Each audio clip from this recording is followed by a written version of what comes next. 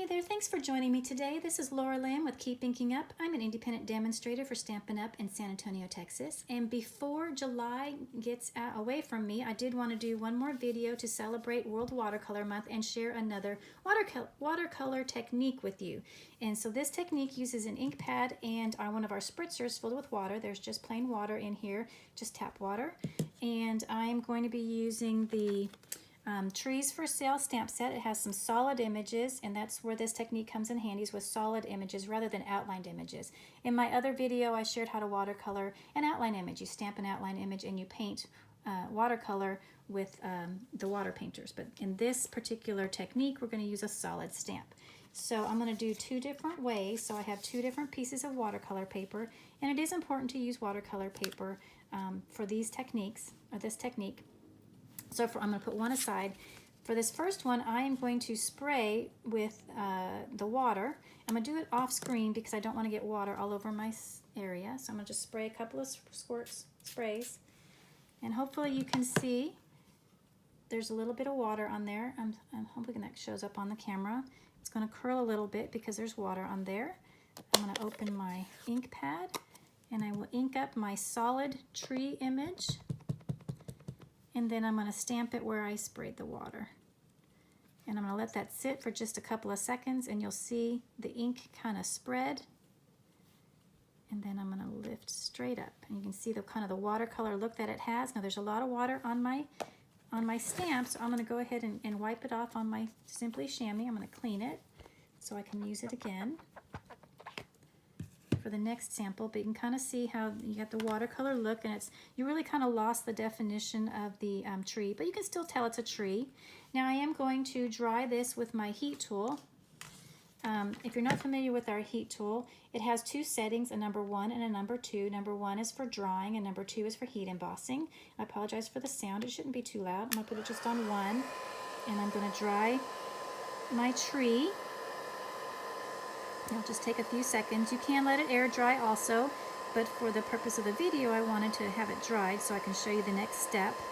This is a 2-step stamp set, so I do have a second layer for the tree that I can add on top, but I want to make sure that this image is completely dry before I add the second step. So it does curl a bit because we added water. And what's really cool with this technique is you can see how different inks change with water. You kind of see how there's a little bit of blue coming out of there on the edge. There's a little bit of blue in this shaded spruce color. Isn't that cool? It's just a really interesting effect with water when you add, because our ink pads are water-based ink.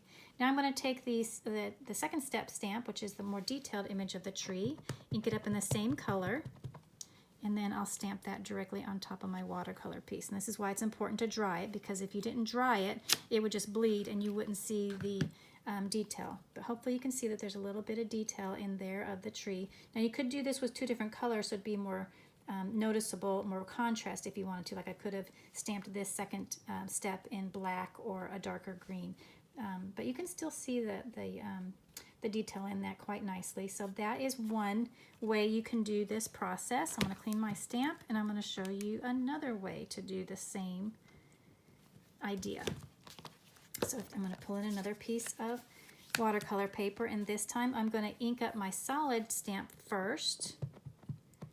Then I'm going to take this to the side. Oh, I don't have it colored. I'm going to take this to the side, and I'm going to spray my stamp with the water rather than the paper. So again, I'm just going to do a couple of squirts. Actually, I'm just going to do one, because look at all the beads of water you can see on there. The more water you put, the more spreading it's going to do. So you might want to practice a little bit and see how much water you want. I don't want too much water because I still want to see the definition of the tree. So I'm going to put that down, and I'm going to hold it for just a couple of seconds to let the water and ink absorb into the watercolor paper, and then I'll lift straight up and you get this really cool watercolor look. Again, I'm going to clean my stamp. And then again, I'm going to take my heat tool and dry this. And you have this really cool watercolor look. And you could leave it just like this, or you can do like I'm going to do and add the second step of the stamping. But before I do that, I must dry it completely. So wow, isn't that cool? I mean, it looks really nice just like that. A really nice watercolor look. That'd be great for a background. Isn't that awesome? I love this watercolor look. So now I'm going to take the second stamp and ink it up in the same color and stamp it directly on top of the image. And there you go. Look, I'm getting all inky. That's okay. It's good to get inky. I'm getting ink everywhere. But now you can see the watercolor look behind and then a little more detail of that second stamp. So isn't that a cool look? Okay, so what I wanted to do is share with you a card. What did I do with my card? I lost my card. Oh, here it is, hiding under there. Okay, so this is a card that I made using, I did this particular version where I inked the, or I sprayed with water the stamp rather than the paper. And I did it in two different colors, the two different size trees. I did it with the snowflakes too. The snowflake is from the same stamp set, and you can kind of see which snowflakes had the water spritzed on them. And then there's some snowflakes that did not. I did not do that, just so it could be a little more defined. I had the cute little doggy from the same stamp set, and this stamp set coordinates with a free celebration item, which is the tree lot dies. So it has, you can cut out the dog and the other tree images, and it also has some extra die cuts to make the cute little camper. But this is the Trees for Sale stamp set that's in the mini catalog, and then the free, with a $100 purchase, tree lot dies that coordinate perfectly.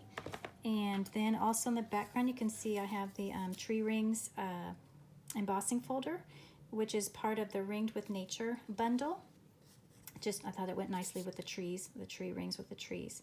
So I wanted to share that with you. Oh, I also wanted to share, if you were not to do watercoloring, so this is watercolor using the same process that I did for this sample, but if you were to stamp it exactly the same, just regular stamping, so this is on basic white paper, cardstock, with just regular straight ink, no water added. So this is not watercolor. So you can kind of see the difference. This is a little more artistic looking than this. But this is, I mean, either one is really lovely. It's a beautiful stamp set, and it makes really great